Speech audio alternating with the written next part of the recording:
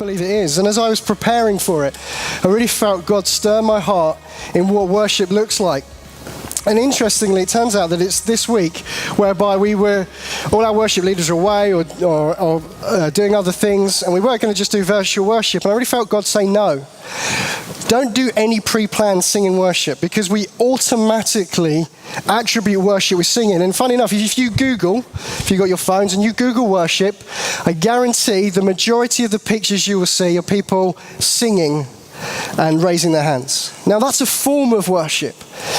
And it's an important form of worship, and we know that the Bible is full of singing. In fact, the Psalms are really songs, and the Bible tells us to come together and sing psalms, hymns, and spiritual songs. There is a place for it. But I think sometimes we can be so focused on the music, so focused, and music is a very emotive thing, and so kind of dependent upon it, that we realize that worship is so much bigger than this one act, especially if you're a person here today that doesn't necessarily connect with music. Now, there are a few people and a number of people that don't connect with music. That doesn't mean we can't sing and worship through song. We can still choose to worship. But it also says to you that there are other ways. There are other ways in which we can declare and show and demonstrate our utter love for God. And worship really is a demonstration of God's goodness in our life and the way that he's affected us and changed us from the inside out. So let me open up with you in the book of Corinthians. And let's get into this in a little bit more detail. So 1 Corinthians 10. This is what Paul writes. For I do not want you to be unaware, brothers and sisters, that our fathers were all under the cloud. They all passed through the sea. They were all baptized into Moses in the cloud and in the sea, and all ate the same spiritual food, and all drank the same spiritual drink. For they drank from the spiritual rock that followed them, and the rock was Christ. Nevertheless, with most of them, God was not pleased, for they were overthrown in the wilderness. So he starts off with these stories that we can read about in the book of Exodus. And he's saying, look, you know the stories of how God's people were held in slavery. They were in captivity. And then God comes along and he does a great miracle and he sets them free. And then they start wandering through this journey and end up going round and round a wilderness. And he says, when God did that, he led them by a cloud in the day and a fire at night. It talks about that in the book of Exodus. He said, you know these stories. You know the stories of how God provided for them. That when there was no food, he gave them food. When there was no drink, he gave them drink. He's recalling the way God worked so amazingly in their lives. But he says this at the end, which I just found so troubling as well, is that nevertheless, most of them, God was not pleased with. So why was God not pleased with them? What was it that they were doing? And in the next verse it says this, now these things took place as an example or type, can be translated as type for us, that we might not desire evil as they desired evil. So he's saying it doesn't matter how amazing God works in our lives, we still have a choice of how we respond. It doesn't matter if we don't see him work amazingly in our lives, we still have a choice of how we respond. And the challenge is that God can do the most amazing things, but if our heart is not in the right place, if our heart is not in a place of worship, then there's an issue, there's a problem. And so right from the outset, he's saying, I don't want you to be unaware of this. God will do some amazing things, and sometimes you might wonder where he's at. But the point of your life is a life of worship. It's a life of choosing to devote all that you are to him, regardless of what is going on around you. Now, that's challenging, isn't it, at times? It's super challenging, isn't it? Especially when we face stuff that is super difficult, that we don't understand, where it actually looks like maybe God isn't in it or doesn't care. And it's in those moments that do we still choose to believe in the goodness of God? Do we still choose to pursue relationship with him and desire him more than even getting us out of that problem we're in? And this is the problem. When we get into problems, we can become completely consumed by them. And all we can think about is how do we get out of it? How do we sort this out? How can we move forward? That's basically what Israel are doing. We've got no food. How are we going to get food? We've got no water. How are we going to get water? We don't know where we're going. How are we going to be directed? And they're constantly grumbling and finding problem and finding fault. And God says, here's the issue. Your heart is not in the right place. Because when your heart is in the right place, it doesn't matter what anyone does to you or anything that happens to you, you're still a worshiper.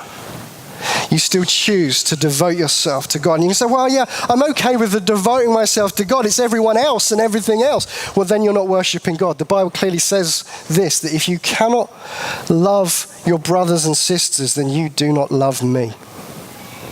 That's what it says. And so worship changes everything.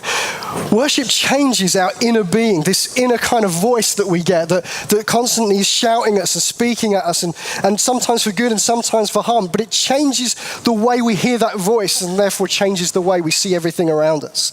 God doesn't want us to be a people like many of them were, who he wasn't pleased with because they found themselves desiring evil stuff rather than God. And then he goes on to talk about this whole idea of what does that look like. Verse 7, do not be idolaters as some of them were. As it is written, the people sat down to eat and drink and rose up to play. We must not indulge in sexual immorality, as some of them did, and 23,000 fell in a single day. We must not put Christ to the test, as some of them did, and were destroyed by serpents, nor grumble, as some of them did, and were destroyed by the destroyer. Now these things happened to them as an example, but they were written down for our instruction, on whom the end of the ages has come. They were written down as an example, as a type of what Christ was meant to look like for us. And they were also written down so for us that are reading back into it now, we can see what it looks like to live a life full of worship.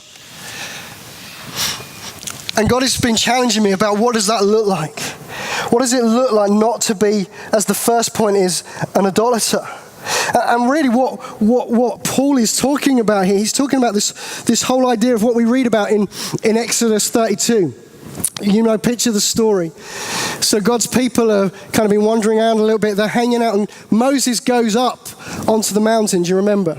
And he goes up on the mountain to get what? Anyone remember why he's going up on the mountain? To get the tablets. Going to get the 10 Commandments. He's going to go up there. He's going to meet with Jesus. He's only going to see his back because he can't see his face, because if he sees his face, he's going to fall down dead. And Moses goes up there. And what happens? What happens to the rest of the guys? He must have been up there for a little while, we can only assume. So what do they start doing? They start to make a golden calf, a little baby cow. And they kind of bring all their stuff. Because you've got to think, you've got to need a lot of gold, you've got to need a lot of stuff to be able to make this idol. Because it was a fair size. These guys were willing to give their stuff to this foreign god. Why? Because Moses took too long. They got distracted, basically. How many of us get distracted? How many of us, when we're waiting on God for something and we're going, come on, God, that should have happened at least 3 days ago. You know, we do, don't we? If God, we're asking God for something, you need to kind of move for me, God, but suddenly he's not happening, so we get distracted and we get just busy with stuff. Most of us, it's entertainment. We try and kind of, it's a bit of an opportunity to get ourselves out of where we're at. So maybe what we'll do is we'll order a takeaway, stick on Netflix, start looking at channels, rather than maybe sitting at the feet of God and asking him, okay, God, we haven't seen you move at the moment, so why is that? So why is that? We get so distracted by stuff around us, and sometimes it could be godly advice that's not actually godly, it's bad advice, but it's come from what we think is a godly person. But what it does, it distracts us from what is God trying to show us in that moment. Why has God not come through straight away? Why is it taking longer than we expected? And we start to drum up reasons, oh, we got it wrong, or this might not be right, or whatever. And too long we're distracted by the problems and the issues, and we begin to grumble, and we begin to look for other things. It's idolatry. The reason is because we were all created to worship. You've heard me say this many times. You and I were made to worship, it's like it's something built into us. We cannot not worship. It's a little bit like my dog cannot stop being a dog. It is a dog. It stinks and it runs around and it makes noises. And it's ugly. It can't help that. It's kind of a beautiful ugliness, but it cannot stop being a dog. We cannot stop being worshippers. And you've heard me say this time and time again. So the problem is, if God doesn't come through, we stop worshiping him and we find something else to distract us. And when that thing distracts us, we worship that thing. We give our attention to it. We give our money to it. We give our time to it. We give our words to it. We give our thoughts to it. And God is challenging us and saying, man, in the midst of stuff, you've got to hold on to the truth of who God is. If God was the God that brought them out of slavery and that promised them a promised land, then he will be faithful to bring it about, even if it's not in the way they first intended.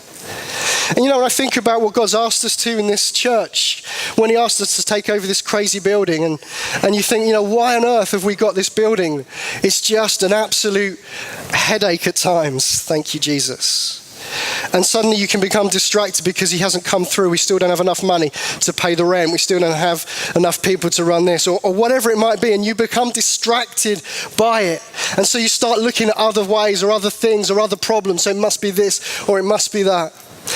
Lucy showed me something this morning that I found really interesting from her daily devotion. And I just want to read it to us. It says this: our expectation is that the miraculous power of God is normal and natural in everyday life. Creates a lot of opposition for us. This is the guys that work for Iris Ministry, and they believe in the supernatural, miraculous power of God. So they write, it's our expectation that the miraculous power of God is normal and natural in everyday life, and it creates a lot of opposition for us. I get emails all the time from people who think we are wacky nut jobs. We've had them very similar at times. Many complain it's not wise or fair for us to preach what we preach. Again, I've had this hundreds of times. Many people in Christian ministry spend their whole lives making contingency plans. Most missions are planned around the premise, if God does nothing, what are we going to do? They spend so long working out how they are going to network to find the right people or organize to get their funds in place. Everything is set up and predictable, leaving absolutely no room for surprise or for the Holy Spirit to move. I love when things are effective. I married a woman, he's talking about his wife obviously, who is a real go-getter. I don't know anyone who can get more done than Heidi. She's amazing, but she does it all from a place of being sold out to God. That's worship. Being recklessly devoted to him, that's worship. That is where her effectiveness lies. Proverbs 19:21 says it well. We humans keep brainstorming options and plans, but God's purposes prevail. Let us not be so organized that we push God out of our lives. I want to challenge you today to leave room for God to move. Don't be so planned and organized and regular that there is no space for him to surprise you. What a challenge. So often we want it figured out, organized. I do. The problem comes, I want to find solutions. I want to work it out, and that's not wrong. God gave us that mind. But if it's at the expense of losing our place of worship to him, or being distracted from the vision he's given us, or the plan or the purpose or the call upon our life, if we've been distracted from it, no one else is to blame except us. Only you and I are responsible for the decisions and the choices that we make. No one can make you do anything. You choose to do that. And yet we think the blame game's easier. Oh, it was them. They made it hard for me. I had to go. Or that they stopped me from operating in my ministry, so I couldn't. No one can stop you. If God is for you, who can be against you?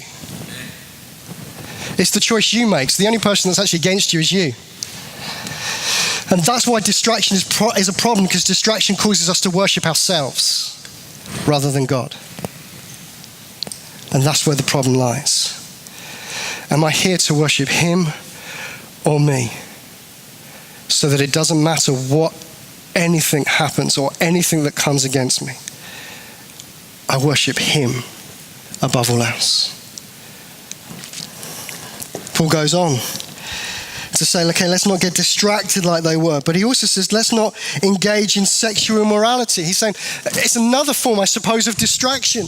And again, he's referring back to when God's people were told not to marry or to have sexual relationships with other people outside of the Israelite community.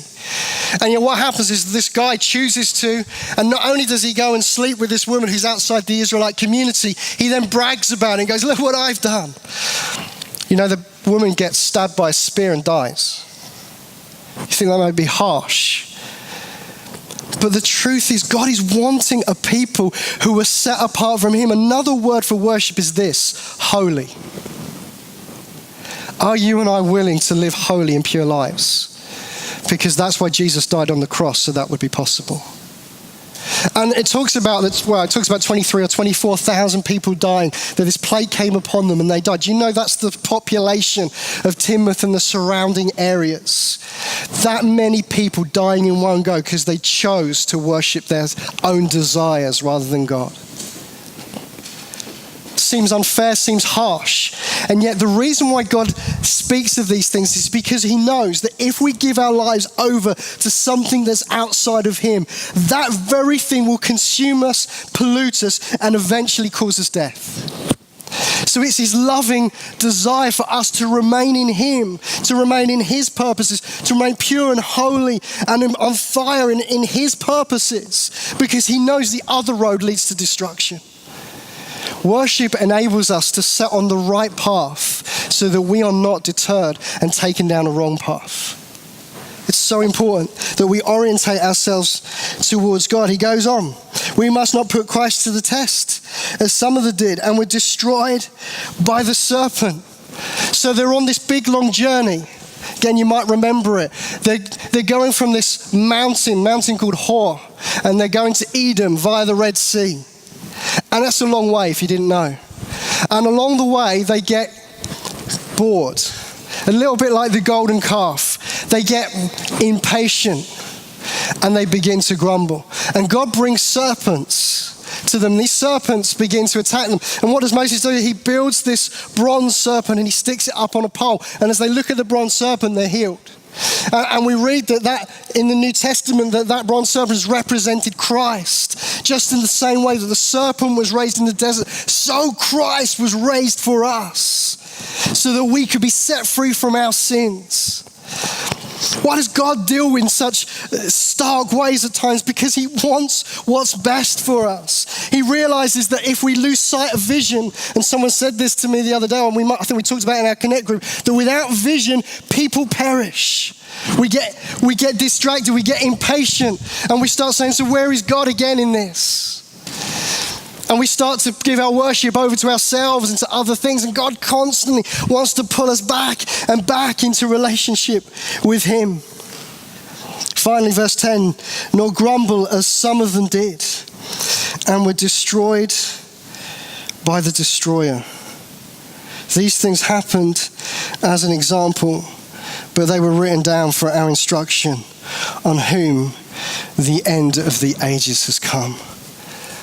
We're meant to look back over these guys and learn something from their life. We're not supposed to look at it and think, oh man, that was then. God isn't like that now. He was angry then, he's happy now. God doesn't change. The Bible tells me he's the same yesterday, today, and forever. The only difference is we have Jesus Christ. And that God now looks at us through the blood of Christ rather than through our sin. But he's the same God that hates sin. He's the same God that hates us grumbling. Do you know, grumbling is anti-Christ, it's anti-Christian. And yet all of us probably engage in it in some time or in some way. Philippians 2 says this. If you've got it in your Bibles, flick over to it. Verse 14, do all things without grumbling or disputing, that you may be blameless and innocent children of God, without blemish in the midst of a crooked and twisted generation, whom you shine as lights in the world, holding fast to the word of life, so that in the day of Christ I may be proud that I did not run in vain or labor in vain. Even if I am to be poured out as a drink offering on the sacrificial offering of your faith, even if I'm to lose my life for you, I'm glad and rejoice with you all. Likewise, you also should be glad and rejoice with me. Do everything everything without grumbling or complaining. Why? Because it just drags everything and everyone down. Why? Because it stops us from being worshippers. Why? Because it causes us to find problems and fault with situations and people. And God doesn't want us to be like that. He wants us to be people of faith. Lorraine said to me when she came in this morning, she said, have you got faith to move mountains? And she was saying we only need faith as small as a mustard seed to move mountains. We don't need mountain faith to move mustard seeds. What a challenge. When it gets hard and tough, do I grumble and complain, and do I get fixated with that situation or that problem? Do I find excuses or reasons why we got it wrong? Or do I stare into the eyes of Jesus and see the vision and the promises and the purposes of what he spoke, and so that I now walk in faith in him and through him, expecting that the impossible is possible, because God is a God of the impossible. Just to grab hold of a mustard seed, a tiny little grain of that truth, moves mountains. Moves mountains. Have you noticed that when you don't have that, how those mountains become super big? How they cloud everything out, drown everything out. They drown out the light. What did Philippians say? What did Paul say to Philippians? That you're meant to shine with the radiance, with the glory of light. If that mountain is shading the glory of Jesus in you, you won't shine. If you're grumbling and complaining and finding fault, you won't shine. You know what happens? You get consumed by it. What did it say? You get destroyed by the destroyer. You literally get eaten away from the inside out. And suddenly everything and everyone is a problem and an enemy. And our whole perspective has changed. And yet the place of worship lifts us above it, lifts us into the hands of Jesus, enables us to see in such a clear and real and honest way. Able to believe the impossible, that God will move in amongst us. You know, as we stand here today, and as I think about the impossible task that God has given us as a church. And you know, you've heard me say it many times before that I don't want to just do things that we can do in our natural strength, not just for the sake of it. But we need to do things as God asks us, regardless of whether it looks possible or not. You know, we sit here today. I stand, you sit. We sit here today in an impossible situation where everything wants to scream in our heads, you've got it wrong. It's in this place we need to worship. It's in this place that we need to trust in the unfaithfulness of God. It's in this place that we need to not be impatient. We can't get distracted. We can't grumble. We can't get caught up in our own sin and desires. But we need to devote ourselves fully to God. Me and Lucy were just sharing with one another this morning before coming out, and something that's been stirring in our hearts is that when we come across difficulties and problems, the first thing we need to do is not try and figure it out. But the first thing we need to do is get on our knees. The first thing we need to get on our knees in a posture of worship and just start thanking God for who he is, thanking him for his greatness, thanking him for his provision, thanking him that he's faithful, thanking him that he's the God of the impossible, thanking him for his love. That's worship. Now our eyes are now on Jesus. Now our eyes are on the truth, not the lies or the problems or ourselves. As we look to him, as we begin to pray, sing out and speak out and orientate our mind and our hearts and our gaze towards him, we begin to find that we worship even in the difficult places. Think about Job, when he gets everything taken away from him, even his family, and he says this, even if you slay me, God, I will worship. Even if you slay me, I will worship. That doesn't mean he was just going to start singing happy clappy songs. Kumbaya, my Lord. It doesn't mean that. It means that he won't allow his mind to be dragged down into the pit and onto self, but he would choose to orientate his thoughts and his mind and his gaze and his actions and his word and his heart and everything that he is, that he will love the Lord his God with all his soul, heart, mind, and strength. That's what it means to worship, fully devoted to him, completely dependent upon Jesus, trusting in his faithfulness, giving everything that you have to him and holding nothing back. That's what the rest of this chapter really goes on to say. Therefore, in verse 14, beloved, flee from idolatry, flee from worshiping other stuff. I speak as to sensible people. Judge for yourself what I say. The cup of blessing that we bless is not a participation in the blood of Christ. The blood that we break, this communion, is not our participation in the body of Christ. Are we not found in Jesus? Are we not his? Are we not hidden, our life hidden in his life? Why are we getting distracted? Why are we getting complaining? Why are we getting problems when Jesus is in us and we are in him? Consider Israel, those that not eat the sacrifice, participants in the altar. What do I imply then? And he goes on, it doesn't matter about food, whether his idols or not. It's about our heart's devotion to God. Because why? Verse 22, God is jealous. God is a jealous, loving God. He's jealous. He demands our time. He demands our attention. He wants us. Exodus 20 tells us there is no other God except him. Why worship anything else if there is no other God? But the problem is the world has spoken to us about what worship is and we've believed it. Here's a worldly view of worship. That God is insecure.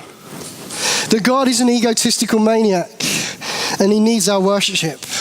What kind of God is a God that creates minions that he has to have worship him? Is he so insecure? Is he got such a problem with his own identity that he needs people to worship him?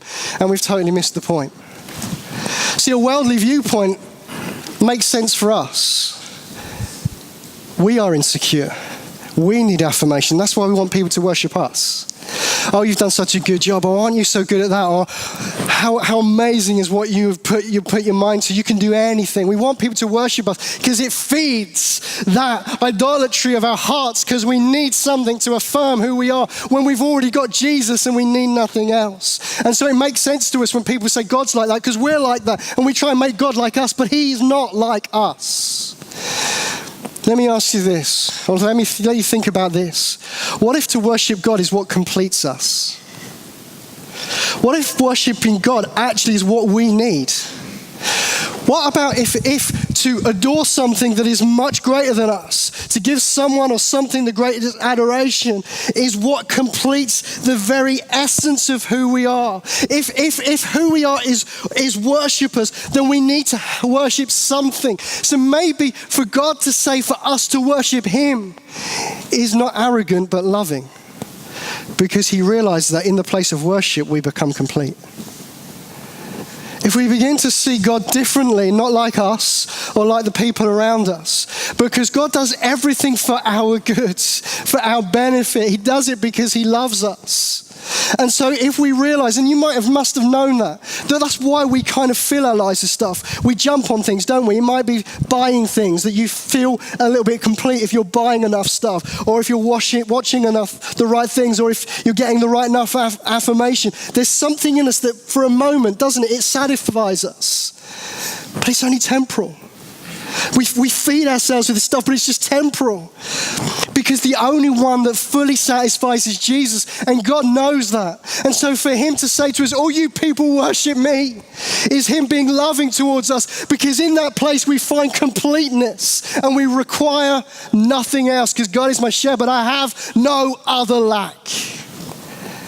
See, worship is about giving all that we are to him, because when we give all that we are to him, we are suddenly in the most complete and perfect and secure and satisfied place we could ever be.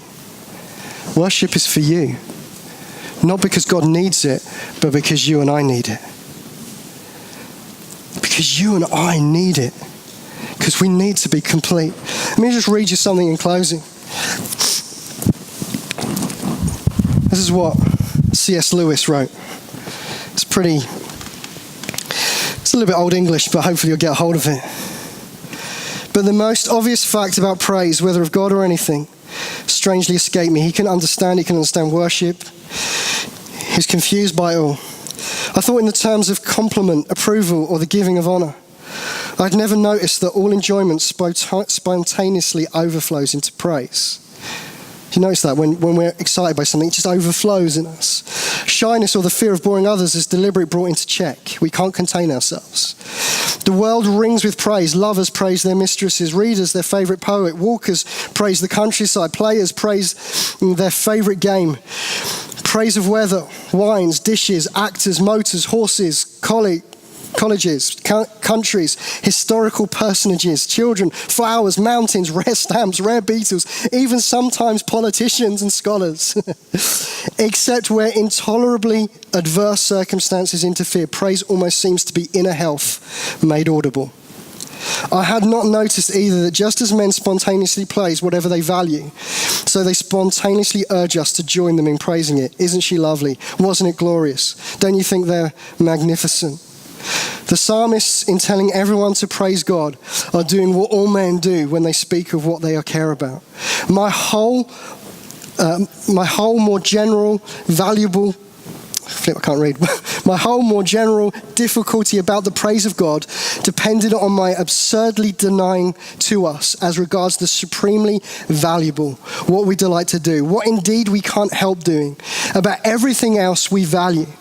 I think we delight to praise what we enjoy because the praise not merely expresses but completes the enjoyment. The worship not only just expresses it, but it completes it. How many of us have got excited about stuff that's happened to us, about a promotion or something we've achieved, and it just overflows. We can't help but contain it. And he's saying the same thing as if we saw God as the absolute supremacy, the absolute best thing in the world. If we were so in love with this God, so passionate about this God, so absolutely blown away by this God, so without words about this God, it cannot help but result in worship to him. It cannot help but overflow to one another, saying, do you know this God? He's beyond anything else you could ever imagine. This God is desperately the only one that can make sense of my life and my world. It has to overflow into something. And as it overflows in worship to God, we suddenly find that there's contentment and peace in us. And suddenly everything that we ran after or craved after, that we tried to fill our hearts with, suddenly they're all now filled with Jesus. And we don't need these other things anymore. It doesn't matter about having our safety egg nest in the bank. It doesn't matter about whether I've got affirmation of people. It doesn't matter whether I'm doing well in my job or whether I'm doing well in my school. God has completed me and I am at rest. That is why worship is vital. And that's why worship is not just about music, but it's about our heart.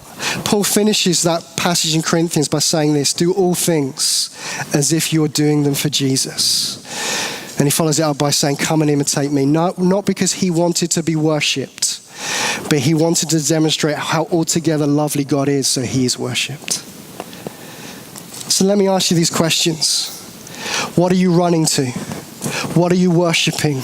What are you giving yourself to? What is causing you to grumble or complain or lose sight of your vision or your calling or the passion that you had for Jesus? Flee from them, run from them, avoid them, don't come near them, run into the arms of Jesus. Choose to find yourself filled with him. Find a place, whatever that might be. It might be through music and worship songs. It might be as you walk out on the moors. It might be as you go down by the sea. It might be as you're playing games with your kids. It might be different things, but what we've got to do is get to the place where they are not the things we worship, but Jesus is. Where we get into the quiet place where no one else is, and we get upon our knees before him and we ask the Holy Spirit to come, and suddenly, like a rushing wind, his presence comes upon us. His Spirit infuses ours, and nothing else matters apart from adoring him and living in whatever way we can to show that adoration. That's what it means to be worshippers.